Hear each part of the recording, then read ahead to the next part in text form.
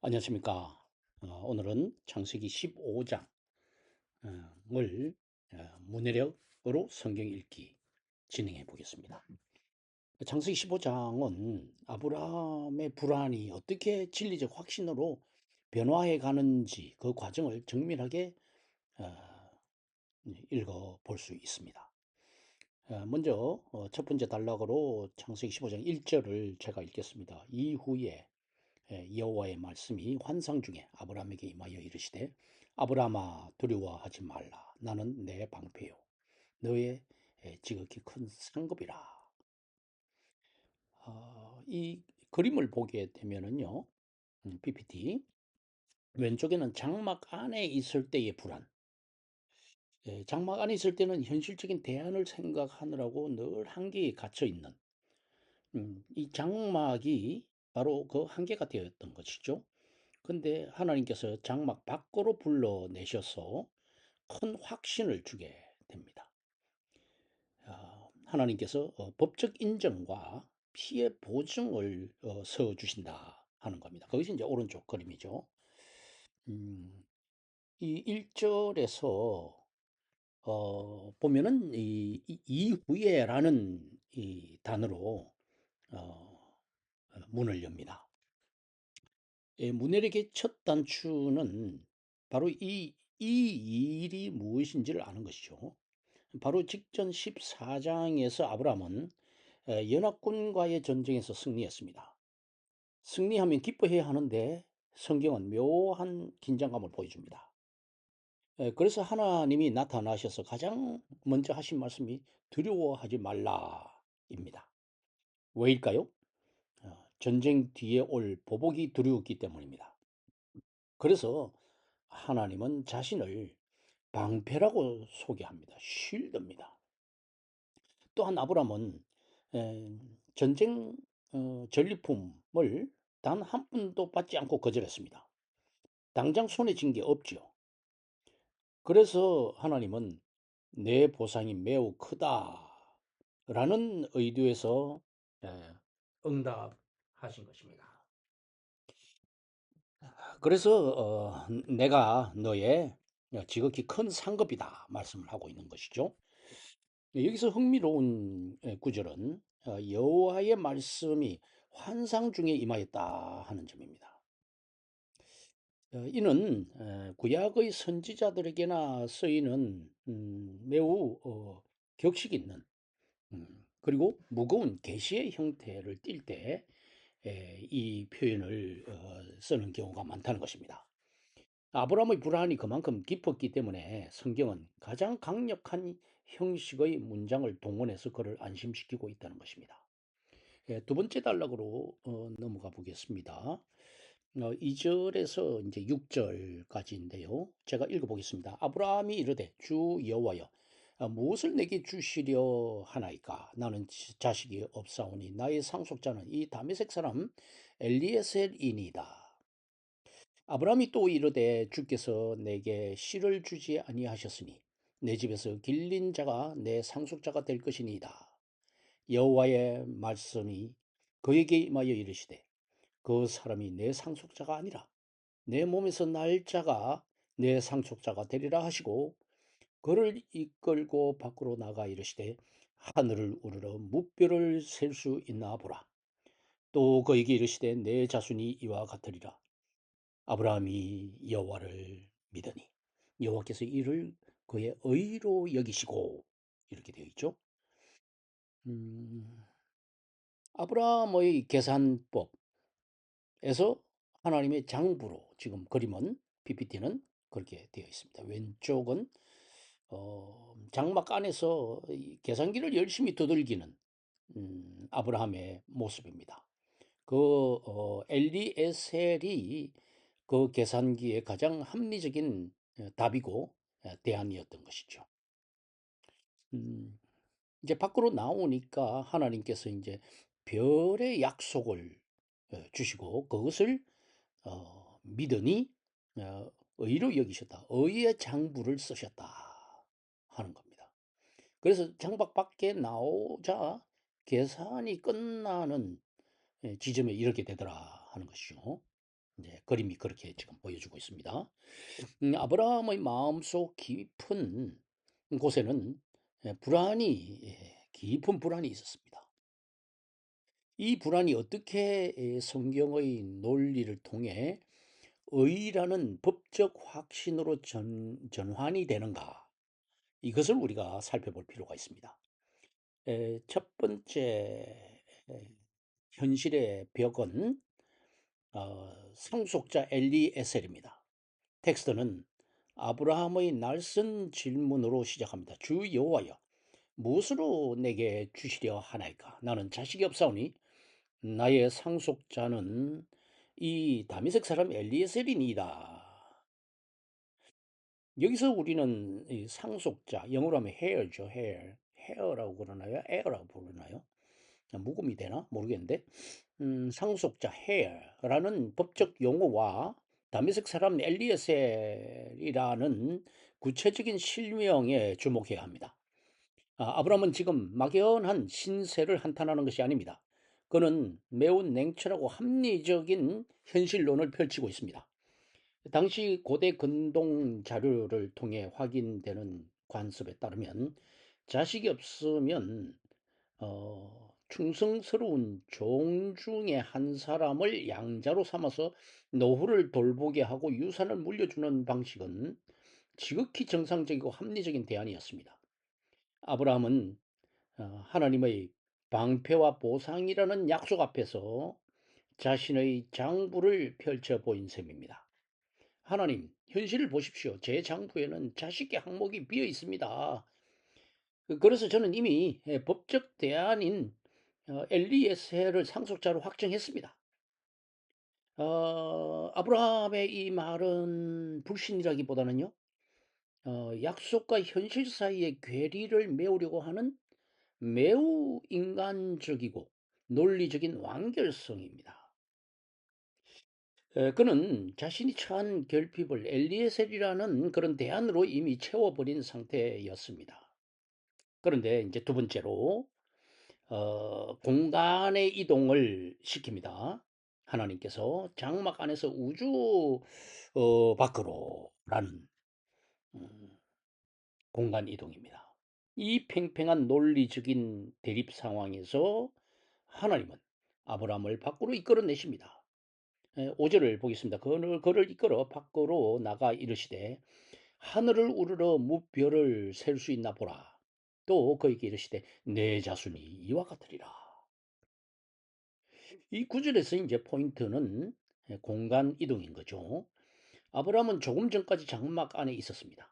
장막 안은 자신의 한계, 엘리에셀이라는 계산 가능한 대안, 그리고 불임이라는 현실에 갇혀 있는 그런 현실이 갇혀 있는 그런 폐쇄된 공간이었습니다. 그래서 하나님은 그를 밖으로 데리고 나가십니다. 그리고 하늘의 별을 보고 셀 수 있나 보라 명령하십니다. 이것은 단순히 자손이 많아질 거야라는 양적인 약속이 아닙니다. 별은 인간이 통제하거나 계산할 수 없는 영역입니다.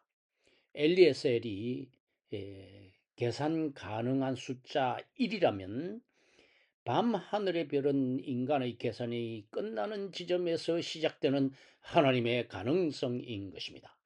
내 후손이 이와 같으리라 말씀은 아브라함의 시선을 좁은 장막의 천장에서 무한한 우주의 끝으로 강제 이동시키는 사건입니다. 이제 아브라함의 데이터베이스에는 엘리에셀이 아닌 무한한 별이 입력되기 시작합니다. 이제 텍스트의 절정에 이르자 우리 기독교 신학의 근간이 되는 6절에 도달을 하게 됩니다. 6절에 아브라함이 여호와를 믿으니 여호와께서 이를 그의 의로 여기시고 의로 여기셨다. 믿음이 믿으니까 그것을 의로 여기셨다.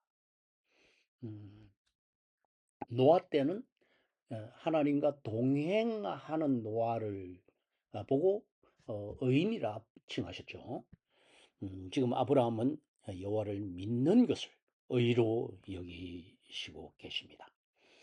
음, 여기서 이제 문해력의 정수를 보여주는 두 단어를 우리가 분석할 수 있는데요. 첫 번째는 미드니라는 단어입니다. 이것은 히브리어 원어 아만의 이라는 단어입니다. 아만. 이 WBC 주석은 이를 반복되거나 지속되는 상태로 설명합니다. 아브라함이 그 순간 단번에 네라고 대답한 것이 아니라 별을 보며 흔들리는 마음을 다잡고 하나님의 약속에 자신을 계속해서 기대고 있는 상태를 묘사하고 있는 것입니다. 두 번째로, 그리고 이제 아만이라는 단어는 나중에 이제 신약에서 아멘이라는 음, 그 단어의 이제 뿌리가 되는데요. 둘째, 여기시고라는 단어입니다. 영어로 하면은 counted, reckoned. 히브리어는 하샤브인데 그것은 회계 용어에 해당이 됩니다. 어떤 가치를 특정 항목에 기입하다, 간주하다라는 뜻을 가지고 있습니다. 아브라함이 의인이 된 것은 갑자기 성인군자가 되었기 때문에 의인이 된 것이 아닙니다. 아브라함은 여전히 자식이 없고 늙었습니다. 하지만 하나님은 아브라함이 하나님의 약속을 신뢰 상태로 유지하기로 한 그 태도를 보시고 그의 인생 장부에 비어있던 의의 칸에 입금 완료 처리를 하신 것입니다. 결국 15장 6절이 말하는 의란 인간의 완벽한 행위가 아니라 하나님의 약속을 인간보다 더 실제적인 데이터로 받아들인 상태를 말하는 것입니다. 아브라함의 마음속에 엘리에셀이라는 현실의 데이터가 삭제되고 별의 약속이 그 자리를 차지했을 때 성경은 그것을 의로움이라고 정의하고 있습니다. 아브라함은 장막 안에서 엘리에셀을 염두에 두고 계산기를 두드리고 있었습니다. 하지만 하나님의 법은 그 계산기를 치우고 하늘을 보게 하는 것이었습니다. 우리가 성경을 읽을 때 놓치지 말아야 할 것은 하나님은 아브라함의 불안을 지적하거나 혼내시지 않으시고 대신 더 큰 텍스트인 우주를 보여주며 설득하셨다는 사실입니다. 아브라함의 신뢰와 하나님의 장부 기입이 만나는 이 지점, 이것이 바로 우리가 오늘 문해력으로 읽어낸 창세기 15장의 진실인 것입니다. 이제 세 번째 단락으로 넘어갑니다. 7절에서 이제 17절입니다. 온 15장이 이제 두 번째 장면이 그림으로 볼 때는 이제 두 번째 장면에 해당이 되는데요. 그림을 넘겨보고, 예, 15장 제목이 지금 홀로 타오르는 해풀 언약의 신비 이렇게 되어 있습니다. 7절에서 16절까지 제가 읽어보겠습니다. 또 그에게 이르시되 나는 이 땅을 내게 주어 소유로 삼게 하려고 너를 갈대아인의 우르에서 이끌어낸 여호와니라. 그가 이르되 주 여호와여 내가 이 땅을 소유로 받을 것을 무엇으로 알리까? 여호와께서 그에게 이르시되 나를 위하여 3년 된 암소와 3년 된 암염소와 3년 된 숫양과 산비둘기와 집비둘기 새끼를 가져올지니라. 아브라함이 이 모든 것을 가져다가 그 중간을 쪼개고 그 쪼갠 것을 마주 대하여 놓고 그 새는 쪼개지 아니하였으며 솔개가 그 사체 위에 내릴 때에 아브라함이 쫓았더라. 해질 때에 아브라함에게 깊은 잠이 임하고 큰 흑암과 두려움이 그에게 임하였더니 여호와께서 아브라함에게 이르시되 너는 반드시 알라 내 자손이 이방에서 객이 되어 그들을 섬기겠고 그들은 400년 동안 내 자손을 괴롭히리니 그들이 섬기는 나라를 내가 징벌할지며 그 후에 내 자손이 큰 재물을 이끌고 나오리라. 너는 장수하다가 평안히 조상에게로 돌아가 장사될 것이요 내 자손은 사대 만에 이 땅으로 돌아오리니 이는 아무리 족속의 죄악이 아직 가득 차지 아니함이니라 하시더니 이렇게 되죠. 음, 이 그림을 한번 볼까요? 왼쪽에는 신의 이 선언이 나오고 관습을 깨뜨리는 횃불이 나옵니다. 오른쪽에는 성취의 보증, 구체적인 땅의 약속이 있습니다. 음, 음. 아브라함은 음, 이런 질문을 합니다. 어떻게 할 수 있습니까? 땅의 약속과 어, 그 약속에 대한 확정을 요청하고 있는 것입니다. 우리는 앞선 장면에서 아브라함이 별을 보고 하나님을 믿었으며 그것이 의로 기록되었다는 사실을 확인했습니다. 그런데 곧바로 이어지는 7절과 8절에서 아브라함의 태도는 다시 묘해집니다. 하나님이 7절에서 이 땅을 내게 주어 소유로 삼게 하리라 말씀을 하시자 아브라함은 이렇게 되묻습니다. 주 여호와여, 내가 이 땅을 소유로 받을 것을 무엇으로 알리까? 여기서 우리는 문해력의 눈을 떠야 합니다. 아까는 믿었다가 이번엔 왜 증거를 대라고 할까요? 이것이 신앙이 식었거나 의심하는 것은 아닙니다. 고대 건동 문맥에서 확증을 구하는 것은 계약을 확정짓기 위한 지극히 정당한 법적 절차라는 겁니다.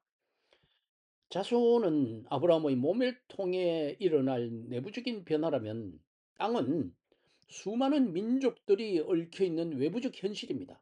오늘날 이 중동 지역이 얼마나 복잡합니까? 아주 복잡하게 얽혀 있습니다. 아브라함은 지금 이 거대한 부동산 계약을 확실히 담보할 수 있는 공증을 요구하고 있는 셈입니다. 성경은 이제 이 질문에 대한 응답으로 말을 넘어선 사건, 이벤트를 준비합니다. 하나님은 이제 기이한 이 준비를 시키는데 3년 된 짐승을 지금 준비시키는 거죠. 왜 3년 된 짐승인가 하는 거죠. 하나님의 응답은 명령으로 돌아옵니다. 하나님의 대답은 명령으로 돌아오는데 구절을 보면 3년 된 암소, 3년 된 암염소, 3년 된 양과 산비둘기, 집비둘기를 가져오라고 하십니다. 여기서 우리는 숫자에 주목해야 합니다. 왜 3년인가? WBC 주석을 비롯한 여러 이제 텍스트 연구자들은 3이라는 숫자에 두 가지 의미를 부여합니다. 첫째는 완전성입니다. 제물로서 가장 성숙하고 완벽한 상태를 의미합니다. 둘째, 역사적 암시가 있습니다. 훗날 예고될 400년, 약 4대에 걸친 고난이 연결되어 있고 이 계약이 아주 오랜 시간 뒤에 성취될 역사적인 무게를 견뎌야 함을 시각화하고 있다는 것입니다. 3년 된 짐승으로. 아브라함은 이 짐승들을 잡아서 그 중간을 쪼개어서 마주보게 만듭니다. 지금 왼쪽 그림을 보면은 둘로 쪼개죠. 쪼갠 소가 있고 쪼갠 양이 보입니다. 음, 이것은 고대 건동의 전형적인 계약 체결 방식이었습니다. 쪼개진 고기 사이로 당사자들이 지나감으로써 약속을 어기면 이 짐승처럼 쪼개지겠다 하는 저주를 선서하는 것이죠. 그런데 11절에 흥미로운 묘사가 나옵니다. 솔개가 그 사체 위에 내릴 때에 아브라함이 쫓았더라. 이 문해력으로 읽는 솔개는 단순한 새가 아닙니다. 장차 이 약속을 회방할 외부 세력, 즉 이집트나 가나안 민족 같은 현실적인 위협을 상징합니다. 아브라함은 지금 피냄새를 맡고 달려드는 현실의 방해꾼들로부터 자신의 약속을 필사적으로 지켜내고 있는 중인 것입니다.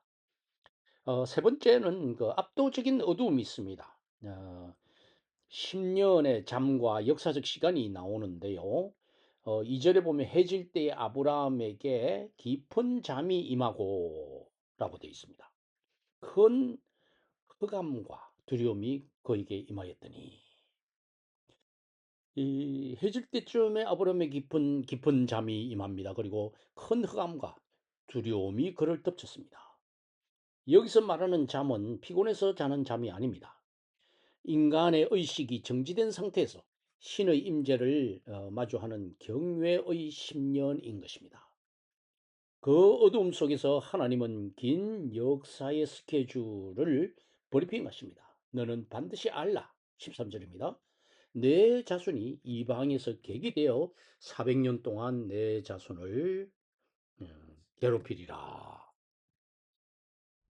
독자 입장에서는 아주 당혹감을 느끼게 됩니다. 땅을 주신다고 하면서 왜 갑자기 400년 동안 어, 종살이를 예고하시는가? 바로 이 지점이 오늘 강의의 핵심인 인문학적인 정의가 justice, 예, 정의가 등장하는 대목입니다. 16절을 함께 읽어보겠습니다. 4대 만에 이 땅으로 돌아오리니 이는 아모리 족속의 죄악이 아직 가득 차지 아니함이니라 이렇게 말씀하고 있죠. 음. 이 문장은 성경이 역사를 어떻게 바라보는지 보여주는 놀라운 텍스트입니다. 하나님은 아브라함에게 땅을 주기로 하셨지만 동시에 지금 그 땅에 살고 있는 아모리 족속을 아무 이유 없이 쫓아내지 않으신다는 것입니다. 그들의 죄악이 심판을 받아 마땅할 임계점에 도달할 때까지 기다리시는 것이죠. 이것이 텍스트가 말하는 역사를 경영하는 하나님의 공의라는 것입니다. 공의. 내 약속의 성취만큼이나 타인의 심판에도 정당한 명분이 필요하다는 뜻을 포함하고 있습니다. 이제 마지막 17절에서 이제 세 번째 단락 마지막 17절에서 해가 져서 어두울 때 놀라운 광경이 이제 펼쳐지게 되는데요. 17절을 한번 읽어보겠습니다. 해가 져서 어두울 때에 연기나는 화로가 보이며 어, 조금만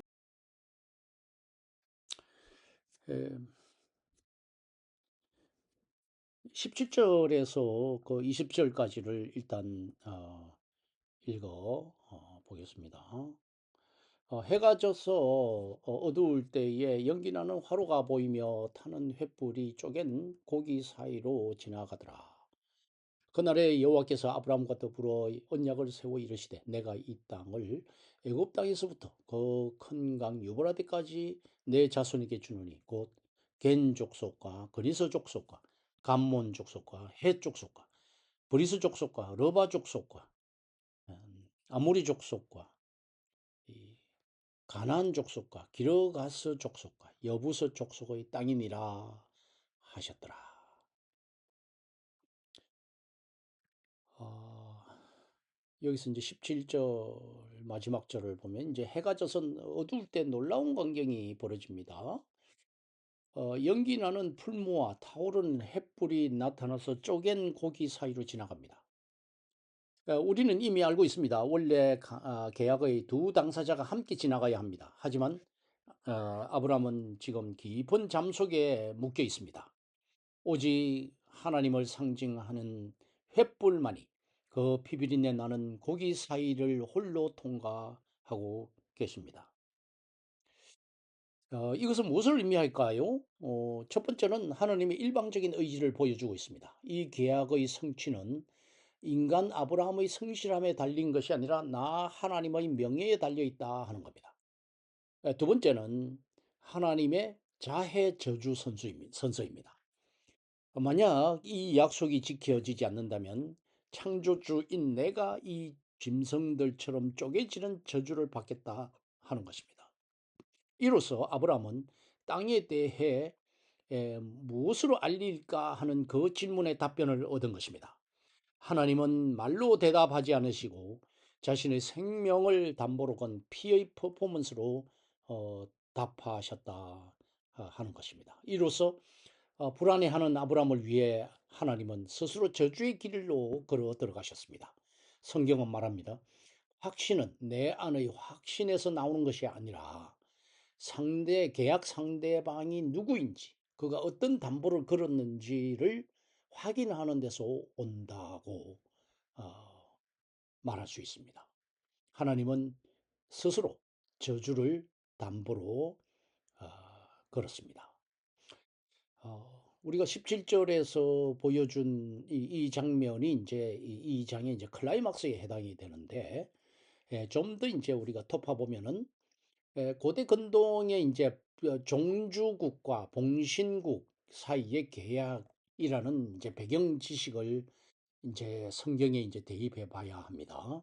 보통 강력한 왕인 종주국의 왕이 봉신국 신하국 과 이제 계약을 맺을 때 두 왕은 함께 쪼갠 고기 사이로 지나갔습니다. 그 말은 누구든지 이 약속을 어기면 이 짐승들처럼 죽으리라는 쌍방의 엄숙한 약속이었습니다. 그런데 이 텍스트에는 아주 기이한 반전이 숨어 있는 것입니다. 아브라함은 지금 깊은 잠에 빠져 있고 하나님만이 홀로 그 피사이길로 통과합니다. 이것은 문학적으로나 신학적으로 엄청난 사건입니다. 본래 계약은 쌍방 책임입니다. 하지만 여기서 하나님이 계약의 모든 책임을 스스로 지겠다고 선언하고 계십니다. 그래서 우리는 하나님의 일방적인 은혜를 아브라함에게서 아브라함의 과 언약 매점에서 볼 수 있다 하는 겁니다. 그래서 아브라함, 이제 하나님이 이렇게 말씀하십니다. 아브라함아, 내가 비록 연약해서 이 약속을 지키지 못한다 할지라도 나 여호와가 내 생명을 걸고 이 약속을 완수하겠다 하는 점을 시각적으로 강렬한 선포를 하고 계시는 것입니다. 그 다음에 우리가 이 지도를 이 지적도를 이제 하나님께서 펼쳐 보이시는 것을 우리가 볼 수가 있는데요. 18절에 그날에 여호와께서 아브라함과 더불어 언약을 세워 이르시되 내가 이 땅을 애굽 땅에서부터 그 큰 강 유브라데까지 내 자손에게 주노니 말씀하실 때 애굽 강과 유브라데의 강이라는 것은 당시 문명권의 양 끝을 의미합니다. 성경은 단순히 넓은 땅을 줄게라고 하지 않고 그 경계를 명확히 획정함으로써 이 언약이 허구적인 신화가 아니라 역사적이고 지리적인 실제임을 증명하고 있는 것입니다. 이 경계 설정은 아브라함에게 엄청난 위압감과 동시에 안도감을 주었을 것입니다. 손에 잡히지 않던 약속이 비로소 지도 위의 현실로 치환되는 순간이기 때문에 그렇습니다. 마지막으로 19절에서 21절까지는 가나안 땅에 거주하는 10개 민족의 명단이 나옵니다. 겐, 그니스, 간몬, 헷, 브리스, 르바, 아무리, 가나안, 기르가스, 여부스 족속 이 10개 부족입니다. 보통 성경은 가나안 민족을 언급할 때 6개의 민족을 나열하는데 여기서는 이례적으로 10개를 다 채웁니다. 그것은 텍스트적인 의미가 있습니다. 10은 성경에서 충만함과 완전함을 상징합니다. 그 다음에 보증의 의미를 가지고 있습니다. 지금 그 땅을 차지하고 있는 민족들이 아무리 많고 강력할지라도 그래서 그 많음과 강력함 때문에 아브라함이 위압감을 느낀다 할지라도 하나님은 그 모든 세력을 몰아내고 약속을 성취하겠다 하는 강력한 보증을 하고 계시는 것입니다. 창세기 15장의 결론은 인간의 잠과 하나님의 깨어있음, 인간의 무능과 하나님의 일방적인 열심을 대조하면서 끝을 맺을 수 있습니다. 아브라함은 아무것도 하지 않았습니다. 그저 어둠 속에 타오르는 횃불을 보았을 뿐입니다. 성경이 우리에게 전하는 메시지는 명확합니다. 언약은 인간의 성실함이 아니라 자기 생명을 담보로 쪼갠 고기 사이를 지나가시는 하나님의 신실함 위에서 있다는 것입니다. 이 횃불의 이미지를 우리가 기억하면서 창세기 15장 전체의 흐름을 다시 한번 묵상해 보시기 바라겠습니다. 문해력으로 성경 읽기 오늘 창세기 15장은 여기서 마치겠습니다. 감사합니다.